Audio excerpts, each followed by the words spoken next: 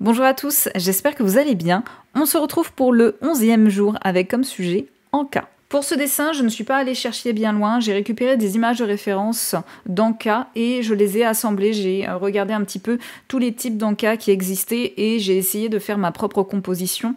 Du coup, je me suis pas trop éloignée des sujets que j'ai récupérés pour essayer d'être le plus fidèle possible, mais j'ai quand même essayé de recomposer tout ça à ma manière pour que je puisse avoir un dessin qui soit unique et pas juste un vulgaire copier-coller d'une image déjà existante. Donc j'ai quand même essayé de faire un petit effort, mais comme je n'ai jamais dessiné de nourriture, s'il y a bien une chose parmi tout que je n'ai jamais dessiné, c'est la nourriture. Si des humains, des chevaux et des paysages, je n'en ai dessiné que 4 ou 5 tout au cours de ma vie, la nourriture, c'est bien le seul sujet, le seul truc que je n'ai jamais dessiné, c'est quelque chose auquel je n'ai jamais vraiment pensé.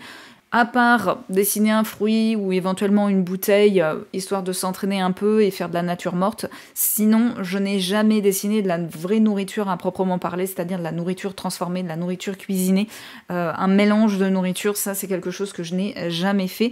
Et c'est bien dommage parce que ça reste quand même quelque chose d'intéressant et une expérience aussi. Je sais que très peu d'artistes se sont spécialisés dans ce type de dessin, il y a très peu d'artistes qui font que de la nourriture.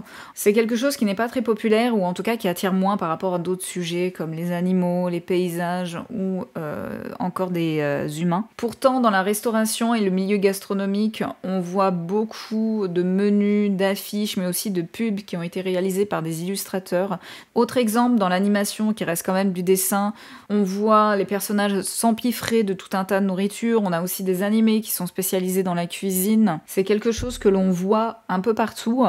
Et pourtant, il y a très peu d'artistes ou de dessinateurs qui se sont spécialisés là-dedans. J'en connais quelques-uns, mais c'est vrai que ça reste quand même très rare d'avoir des artistes qui ne dessinent que ça. Ce qui me permet de pouvoir introduire la question du jour. Qu'est-ce que vous dessinez le plus? Quels sont les sujets qui reviennent régulièrement dans vos dessins? Ou dans quoi est-ce que vous êtes spécialisé pour ceux qui dessinent?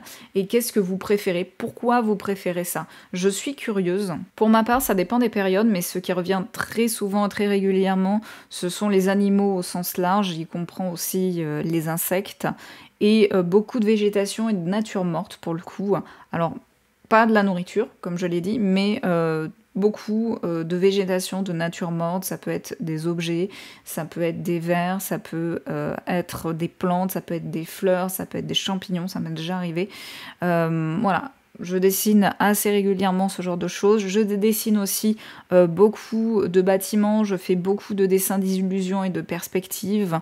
Je ne dessine pas de paysages, mais je dessine quand même des bâtiments. Je dessine aussi beaucoup de pièces d'ensemble mécaniques, mais aussi des machines, des moyens de transport tels que la voiture, l'avion, et il m'est parfois arrivé de dessiner des moteurs et autres. Voilà, tout ce qui tourne autour de la mécanique. Ce qui touche beaucoup à mon travail, puisque je suis dessinateur projeteur industrie et bâtiment, mais il faut savoir que le dessin sur papier c'est quelque chose qui ne se fait plus du tout puisqu'on fait tout en 3D, mais lors de ma formation on faisait encore, bien que ça tendait à disparaître, du dessin sur papier. On a fait aussi, et j'ai pu toucher aussi à du design, c'est-à-dire sur des planches A3, on dessinait les pièces en isométrique, on faisait des vues en plan et on faisait une mise en situation, c'est-à-dire que ce soit une machine ou un mobilier, on devait le mettre dans un ensemble, dans un décor.